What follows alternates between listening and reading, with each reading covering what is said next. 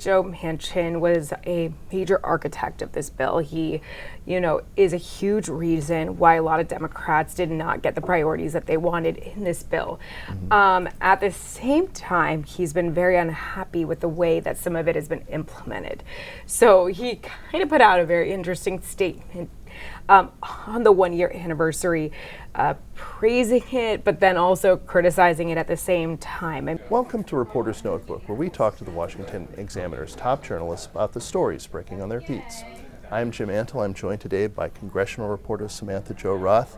As Jay, we've seen a rare point of agreement, perhaps, between Senate Majority Leader Chuck Schumer and House Speaker Kevin McCarthy on the looming government funding fight up ahead. What have they seemingly seem to be groping towards having in common? Yeah, I think they both understand that the deadlines were a real problem, and they're going to look at a continuing resolution, a short-term spending package just to get them over that finish line for a couple of months. They're saying the beginning of December.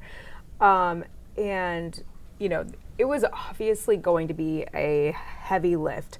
It's interesting, though, that they did not reveal that until this week. The two, had met before the August recess.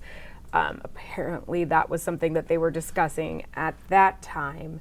And some of the appropriations folks that I've spoken with on the Senate side, they had indicated that that was something that they were going to potentially do. But at the same time, the Senate has already, been really, really productive on the appropriations side. They have all 12 of their bills ready. That is not something that we have seen in a really, really long time. Sure. But obviously, the House is a completely separate issue, and they really only had about 12 working days. Right. So they're going to need a lot more time. So I think both sides realize that, that deadline was going to be a major problem. So, this is something that theoretically buys them more time to continue negotiate on spending levels. Yeah, exactly. Will they figure it out right away? Both of you and I know, we're going to be talking about this come December once again. Merry Christmas. Yeah, exactly. But they will have a little bit more time to iron it out. Obviously, we've seen some differences. The Senate, they are really following those guidelines in the agreement that was laid out for the debt bill. They are following it. They're doing what was agreed upon. The House, not so much. Obviously, House Freedom Caucus members are really upset about the spending levels, and they're talking about, allocating significantly less spending.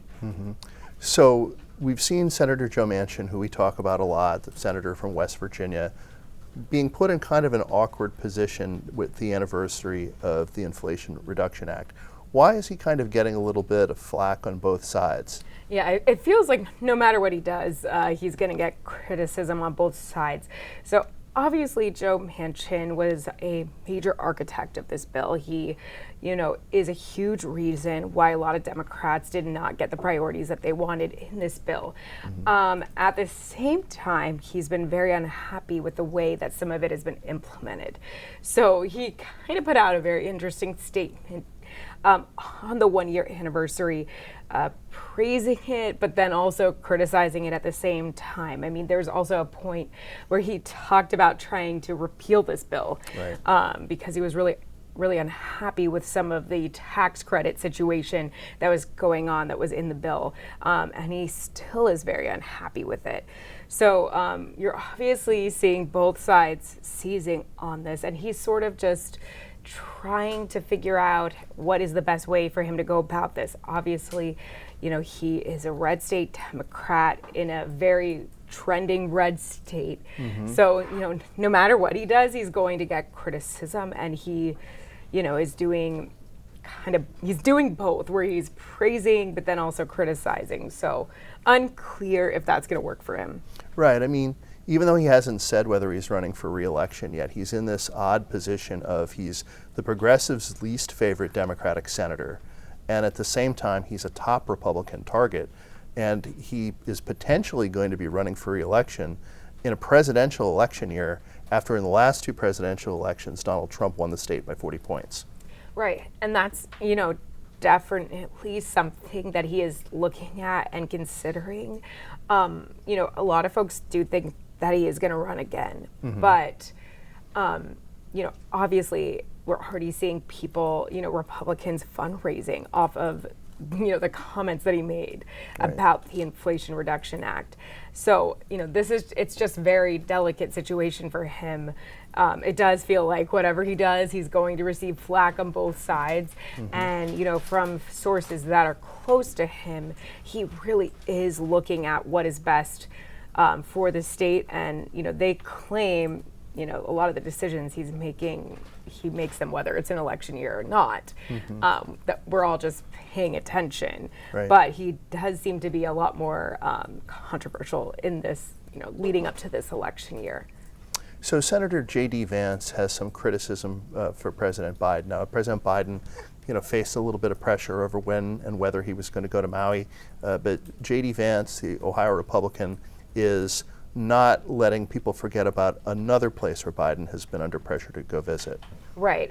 In his home state of Ohio, if you remember the train derailment in East Palestine, they released some of these really toxic chemicals. A lot of folks are still complaining, saying that this is, the situation is an environmental hazard.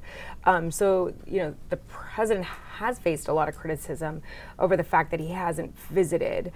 And you're also seeing a lot of criticism, even from Democrats, who are saying this needs to be designated as a disaster. That would open up some critical funding for and of course, folks. Sherrod Brown is up for re-election next year, Exactly. Democratic senator from Ohio. Yes, and he is voicing that criticism. So whether, that is an election-related move or if it is something that the state really needs, that is something that is coming up on both sides. And Vance issued some very stark criticism, talking about that the residents there really feel like they're forgotten, feel like they haven't received the assistance that they need. So he issued like a very harsh op-ed. So, but obviously he isn't alone, and a lot of folks have not been happy with the way that the administration has handled that environmental emergency over there. Have they considered opening an ice cream parlor there, maybe to incentivize him coming?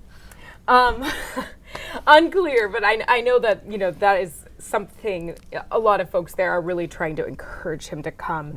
Obviously, Buttigieg also, he faced a lot of criticism. Right. The transportation secretary has visited. Yeah, he has visited.